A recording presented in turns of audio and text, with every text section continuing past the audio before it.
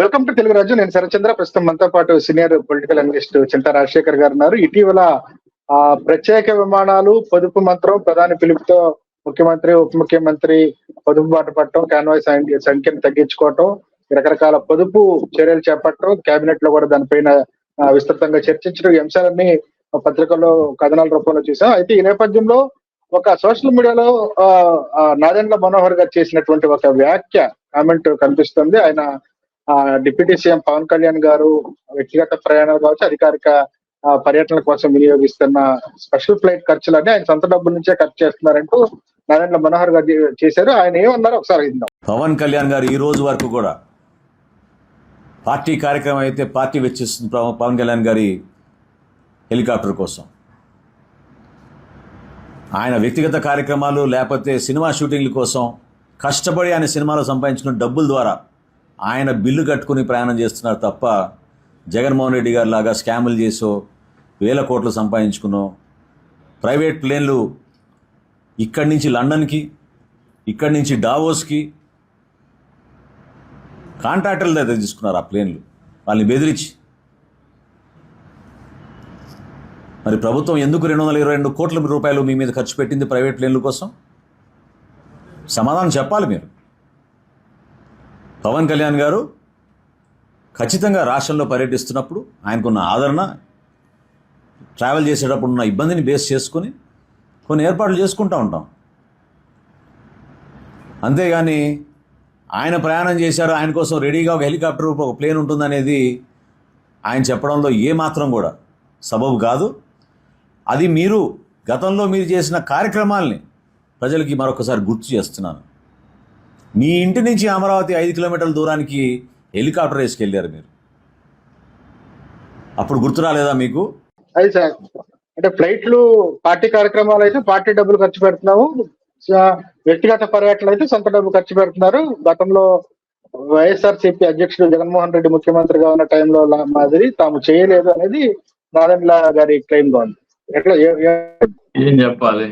ఇప్పుడు వ్యక్తిగత పర్యటన అంటే ఇప్పుడు షూటింగ్ లేదు, ఇంటికి వెళ్తారు, హైదరాబాద్ వెళ్ళి మళ్ళీ తాడేపల్లి వస్తూ ఉంటారు. అది వ్యక్తిగత పర్యటన లేకపోతే అధికారిక? నేను ఆర్టీఐ అప్లై చేస్తాను, ఆగండి. పవన్ కళ్యాణ్, చంద్రబాబు నాయుడు, లోకేష్ కి ఫ్లైట్ ఖర్చులకి ఎంత అయింది అని నేను అప్లై చేస్తాను, అప్పుడు మాట్లాడుతాను దాని గురించి.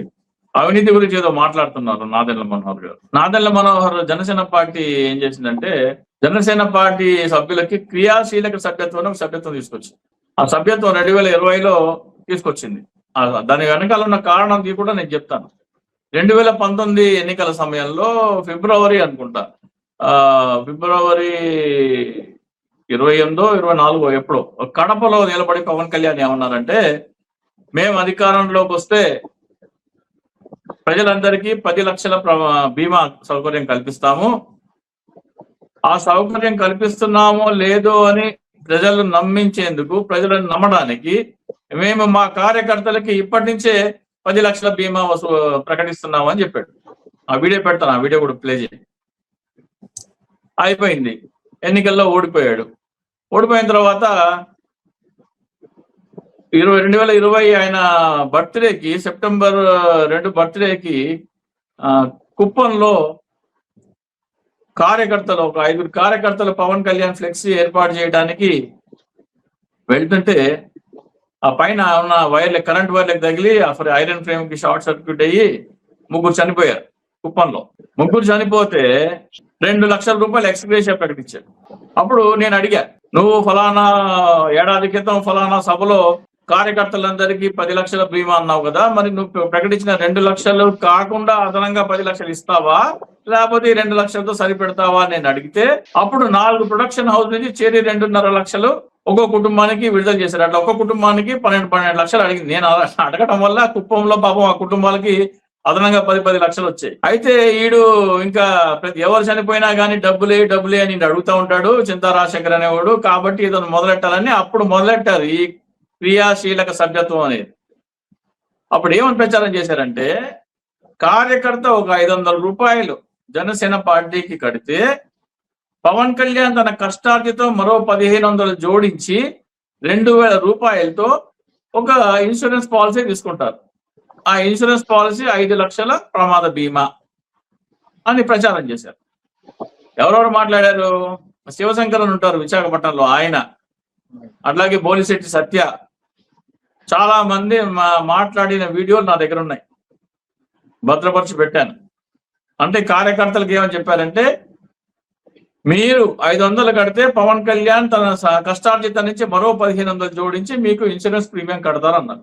అప్పుడు కార్యకర్తలు అందరూ ఏమనుకుంటారు? 2000 రూపాయలది మనకి 500కే వస్తుంది అనుకుంటారు కదా. అందరూ కట్టారు.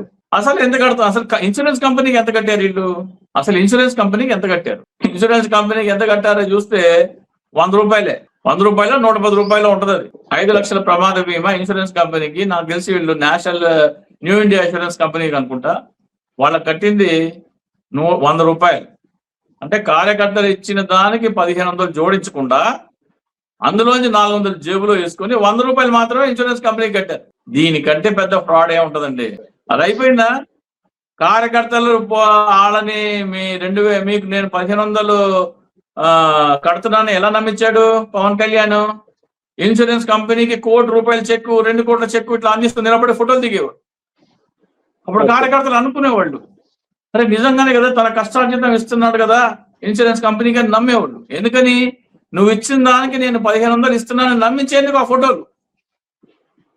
కానీ వాళ్ళందరి జమ అయిన దాంట్లో నుంచే ఇస్తున్నాడు. అది అయిపోయిన తర్వాత కార్యకర్త చనిపోయాడు అనుకోండి, కార్యకర్త చనిపోతే ఇన్సూరెన్స్ కంపెనీ డబ్బులు ఇస్తుంది. ఇన్సూరెన్స్ కంపెనీ డబ్బులు ఇస్తే ఏమని చెప్పాలి కార్యకర్తల కుటుంబానికి? ఇట్లా మీ కుటుంబ సభ్యుడు ప్రీమియం ఇన్సూరెన్స్ తీసుకున్నాడు, 500 రూపాయలు కట్టాడు, అందులో నేను 400 దుబ్బేశానని చెప్పకపోయినా పర్వాలేదు, కానీ దానికోసం వచ్చింది అని చెప్పట్లా.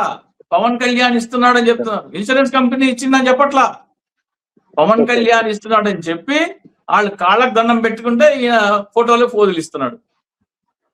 ఇంతకంటే దాష్టికం ఏమైనా ఉంటుందా అండి? ఇంతకంటే మోసం ఏమైనా ఉంటుందా అండి? కన్న బిడ్డల్లాంటి కార్యకర్తలనే మోసం చేసే నాయకుడు ఎవరైనా ఉంటారా అండి? అవినీతి ఏమైనా ఉంటుందా అండి? కాదు సార్, పవన్ కళ్యాణ్ గారికి తెలిసి జరుగుంటుందా లేకపోతే వేరే వాళ్ళ ఎవరన్నా చేసి ఉంటారా? పవన్ కళ్యాణ్ తెలియకున్నట్టు జరుగుతుంది. ఆయనే కదా ఫోటో ఇచ్చింది ఇన్సూరెన్స్ కంపెనీకి చెక్కులు. మొదటి సంవత్సరం, రెండో సంవత్సరం ఇన్సూరెన్స్ కంపెనీకి చెక్కులు ఇవ్వడం కనపడింది. ఆ తర్వాత ఇన్సూరెన్స్ కంపెనీతో టైఅప్ ఉందో లేదో కూడా తెలియదు. ఇన్సూరెన్స్ కంపెనీతో టైఅప్ లేకుండా నువ్వు ప్రమాదంలో చనిపోతే నీకు ఇంత డబ్బులు ఇస్తానని డబ్బులు కలెక్ట్ చేయటము IRDA, insurance regulation development authority అని ఉంటది. దాని చట్టాల ప్రకారము ఇన్సూరెన్స్ కంపెనీతో టైఅప్ లేకుండా పవన్ కళ్యాణ్ గనక ఇన్సూరెన్స్ వ్యాపారం చేస్తుంటే డైరెక్ట్ గా కట్టకట్టాల్లోకి వెళ్ళాలి. నాదెళ్ల మనోహర్ గారిని అడుగుతున్నాను, మీరు ఏ ఇన్సూరెన్స్ కంపెనీతో టైఅప్లు పెట్టుకున్నారు? 2020 నుంచి 2026 వరకు ఏ ఇన్సూరెన్స్ కంపెనీతో టైఅప్ పెట్టుకున్నారు? ఎంత ప్రీమియం, ఒక్కొక్క కార్యకర్త మీద ఎంత ప్రీమియం చెల్లించారు? కార్యకర్త కట్టిన డబ్బులు ఎంత? మీరు మిగిలినయా లేకపోతే మీరు జోడించి కట్టారా? మీరు ఎంత మిగుల్చుకున్నారు? అలాగే మొదటి 2 సంవత్సరాలు చెక్కులతో ఫోటోలు దిగారు, ఆ తర్వాత ఇన్సూరెన్స్ కంపెనీతో టైఅప్ ఉందా లేదా? టైఅప్ లేకుండా మీరు ఇది చేస్తుంటే ఇన్సూరెన్స్ రెగ్యులేటర్ డెవలప్మెంట్ అథారిటీ చట్టాన్ని మీరు ఉల్లంఘించారు, తీవ్రమైన ఆర్థిక నేరం చేశారు. దీనికి సమాధానం చెప్పండి మనోహర్ గారు, దీనికి సమాధానం చెప్పండి. జగన్మోహన్ రెడ్డి గారు అవినీతి డబ్బులు, అది డబ్బులు, కన్న బిడ్డల్లాంటి కార్యకర్తలనే ఆ కుటుంబ సభ్యుడు చనిపోతే ఇన్సూరెన్స్ కంపెనీ డబ్బులు ఇస్తుంటే పవన్ కళ్యాణ్ ఇస్తున్నాడు అని చెప్పుకుంటారండి. సిగ్గులేదు? శవాల మీద పేలాలు ఏర్పడడం కాదు ఇది. కానీ దానికి వెల్కమ్ కిట్ ఏదో ఇస్తారు, దాంతో పాటు సభ్యత్వంలో భాగంగా వెల్కమ్ కిట్ ఎంత అవుతుంది?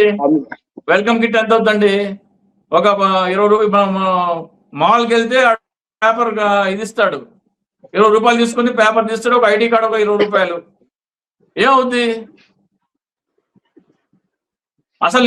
ఇప్పుడు పోస్ట్ ఆఫీస్కి వెళ్ళారనుకోండి, 399 రూపాయలు కడితే, వినండి, 399 రూపాయలు కడితే ప్రమాద బీమాకి 10 లక్షల ప్రమాద బీమా. అంటే వీళ్ళకంటే 100 రూపాయలు తక్కువ, వీళ్ళకంటే డబుల్. దాంట్లో ఇంకా అదనంగా ఏమున్నాయంటే కుటుంబ పెద్ద చనిపోతే ఆయన పిల్లలు ఇద్దరికి కూడా చదువు నిమిత్తం ఒక్కొక్క ₹1,00,000 ఇస్తారు, ఇద్దరు పిల్లల వరకు. 3-4 ఇట్లా చంద్రబాబు నాయుడు చెప్పినట్టు 3-4 కంటే ఇవ్వరు, కానీ ఇద్దరు పిల్లల వరకు ఒక్కొక్కరికి ₹1,00,000 చొప్పున చదువుకునేందుకు ఇస్తుంది పోస్ట్ ఆఫీస్. అది అయిపోయిన తర్వాత హాస్పిటల్ ఖర్చుకి వీళ్ళు 50,000 ఎంత ఇస్తుంటే వాళ్ళు హాస్పిటల్ ఖర్చుకి 60,000 ఇస్తారు. రోజుకి రానుబోను తిరగడానికి ₹1,000 ఇస్తారు. అలాగే కుటుంబ రవాణా కోసం 25,000 ఇస్తారు. దహన సంస్కారాల కోసం 5,000 ఇస్తారు. ఇన్ని ఫెసిలిటీస్ ఉన్నాయి ₹399కే పోస్ట్ ఆఫీస్ లో. మరి ఈయన బీమా ఎందుకు ఇంత ఖర్చు నాకు అర్థం కాదు. నేను ఇట్లా ప్రతి సంవత్సరం అడుగుతున్నానని చెప్పి దాన్ని తగ్గించి ఈ సంవత్సరం 400 చేశారు. దాంట్లో ₹1,00,000 న్యాచురల్ డెత్ కూడా ఇంక్లూడ్ చేశారు. అవినీతి గురించి మీకు మాట్లాడే అర్హత ఎక్కడ ఉంది మనోహర్ గారు? మనోహర్ గారిని సూటిగా ఒకటే అడుగుతున్నా, మనోహర్ గారు మీ పార్టీ కార్యాలయానికి ఇప్పుడు దాకా నేను 3 సార్లు ల్యాండ్ పూలింగ్ చట్టం అనేది ప్రభుత్వ ఖజానాకి రావాల్సిన ఆదాయాన్ని కొల్లగొట్టి ప్రైవేట్ వ్యక్తులకి దోచిపెట్టే చట్టం అని నిర్దిష్టమైన సమాచారం పంపించాను. మొట్టమొదటిది 18 ఏప్రిల్ 2023. దానికి మీ పార్టీ జనరల్ సెక్రటరీ బోలిశెట్టి సత్య మేము మీ నివేదికని పరిగణలోకి తీసుకోవట్లేదు, ఎందుకంటే ఇది 3 రాజధానులకి అమరావతికి వ్యతిరేకంగా ఉందంటారు. అమరావతికి వ్యతిరేకంగా కాదు స్వామి, అవినీతి గురించి. బోలిశెట్టి సత్య కూడా ఈ రోజున పర్యావరణ గురించి దీని గురించి మాట్లాడుతున్నారు కదా. మీరు ఒకసారి ఇంటర్వ్యూ చేయండి. ఏమండి ఇట్లా మీకు చింతా రాజశేఖర్ అనే వ్యక్తి అమరావతి ల్యాండ్ పూలింగ్ అనేది ప్రభుత్వ ఖజానాకి రావాల్సిన ఆదాయాన్ని దోచుకునే చట్టం అని మీకు నివేదిక పంపిస్తే మీరు పరిగణలోకి తీసుకోవట్లేదు అన్నారు కదా. ఎందుకు పరిగణలోకి తీసుకోలేదు? పర్యావరణం కంటే 5 లక్షల కోట్ల దోపిడీ మీ కళ్ళకి ఎందుకు కనబడలేదు అని అడగండి బోలిశెట్టి సత్యాన్ని. ఈ రోజైనా పార్టీలో లేడు కదా. అది అవినీతికి అవునా కాదా అడగండి బోలిశెట్టి సత్యాన్ని. నాదెల్ల మనోహర్ అడుగుతున్నాను, ల్యాండ్ పూలింగ్ కి వ్యతిరేకంగా మీరు ఎందుకు మాట్లాడలేదు? ఆ ల్యాండ్ పూలింగ్ లక్షల కోట్ల దోపిడీలో మీ వాటా ఎంత? దీనికి సమాధానం చెప్పి జగన్మోహన్ రెడ్డి అవినీతి గురించి మాట్లాడంటాయా? అంటే రాజకీయాల్లో అవినీతి సహజం కాబట్టి సమాధానాలు వస్తాయని ఎక్స్పెక్ట్ చేయలేము. అమ్మ సరైనప్పుడు మాట్లాడటం ఎందుకు? నువ్వు మింగుతున్నావు కదా, ల్యాండ్ పూలింగ్ లో నువ్వు మింగుతున్నావు కదా. సీజ్ ద షిప్ అన్నావు, ఎందుకు వదిలేసావు? రేషన్ బియ్యం ఉన్నాయండి, జగన్మోహన్ రెడ్డి ఇంటింటికి చేర్చే పథకం తీసుకొచ్చారు. రేషన్ బియ్యం ఉందండి, రేషన్ బియ్యం ట్రక్కుల ద్వారా ఇంటింటికి చేర్చే పథకం తీసుకొచ్చారు జగన్మోహన్ రెడ్డి గారు. నాదెల్ల మనోహర్ వచ్చి ఎందుకు ఎత్తేసాడు చెప్పండి శరత్చంద్ర గారు. ఇంటింటికి పంపిణీ చేసే వాహనాలు ఎందుకు రద్దు చేశారు? దాంతో అక్రమాలు జరుగుతున్నాయి వాళ్ళ క్లెయిమ్. ఏమండి ఇంటింటికి బియ్యం వెళ్ళిపోతే, ఇంటింటికి 5 కేజీలు 10 కేజీలు బియ్యం వెళ్ళిపోతే అవన్నీ ఒక చోట చేర్చాలంటే ఇల్లు తిరగాలి. రేషన్ బియ్యం అమ్ముకునే వాళ్ళు, రేషన్ బియ్యం బ్లాక్ మార్కెటింగ్ చేసేవాళ్ళు ఇంటింటికి బియ్యం జగన్మోహన్ రెడ్డి గారి పథకం ద్వారా ఇంటింటికి బియ్యం వెళ్ళిపోతే అవన్నీ మళ్ళీ పోగేసుకోవాలంటే ఇంటింటికి తిరగాలి. కాబట్టి అవి షాప్ లోనే ఉంటే ఒకే చోట నుంచి ఎత్తుకుని వెళ్ళిపోవచ్చు, లారీ వస్తే ఎత్తుకుని వెళ్ళిపోవచ్చు, ఇంటింటికి తిరగాల్సిన పని లేదు. అందుకనే చేశారు ఆ పథకం. ఇంటింటికి పంపిణీ చేసే పథకం బ్లాక్ మార్కెటింగ్ ఆపడం కోసం కాదు, రేషన్ బియ్యం బ్లాక్ మార్కెటింగ్ చేయడం కోసం ఎత్తేసారు. ఎందుకంటే ఇంటింటికి వెళ్ళిపోయిన తర్వాత అవి మళ్ళీ పోగేసుకోవడం కష్టం. ఎవరు వాడేసి ఉంటారు, లేకపోతే మన అరిసెలు స్వీట్ షాప్ లో కొనుక్కుంటారు, వాళ్ళకు వీళ్ళకు వెళ్ళిపోతాయి. ఇల్లు తిరిగి పోగేసుకోవడం కష్టం కాబట్టి ఆ ఇంటింటికి పంచే పథకాన్ని ఎత్తేసారు. ఎవరి కబుర్లు చెప్తావు నాదెల్ల మనోహర్ బాబు? ఎక్కడ ఆగలేదు రేషన్ మాఫియా అయితే, ఎక్కడ ఆగలేదు. రాష్ట్రం మొత్తం యథేచ్ఛగా జరుగుతూనే ఉంది రేషన్ మాఫియా. అదే చెప్తున్నా, జగన్మోహన్ రెడ్డి బ్లాక్ మార్కెటింగ్ మాఫియాని అరికట్టేందుకు అందుకు ఆయన ఇంటింటికి పంపిణీ చేశాడు. ఇంటింటికి పంపిణీ చేసిన తర్వాత అది ఆ లబ్ధిదారు ఇష్టం, అది అమ్ముకుంటాడా ఇస్తాడా ఉంచుకుంటాడా ఆయన ఇష్టం. మీరు డిపోలోనే ఉంటే ఏం చేస్తారు? అయిపోయినాయి అని, లేట్ వచ్చామని, అది ఇది కుండి సరుకులు చెప్పి ఇది అమ్ముకోవడానికి కోసం ఆయన ఇంటింటికి ఎందుకు పంపిణీ చేశాడు? రేషన్ బియ్యం బ్లాక్ మార్కెటింగ్ అరికట్టడానికి తీసుకొచ్చాడు. అట్లాగే కొంతమందికి ఉపాధి కూడా దొరికింది. Okay right sir, thank you so much. Hello, Telugu రాజ్యం ఛానల్ చూస్తున్నారా? సామాజిక రాజకీయ జీవన చిత్రణే తెలుగు రాజ్యం. అతిశయోక్తులు అసత్యాలు ఉండవు. రాజకీయ కోణం కాదు, ప్రజా కోణమే కొలబద్ద. తెలుగు రాజ్యం వీక్షణ మీ ఉత్తమ అభిరుచికి నిదర్శనం.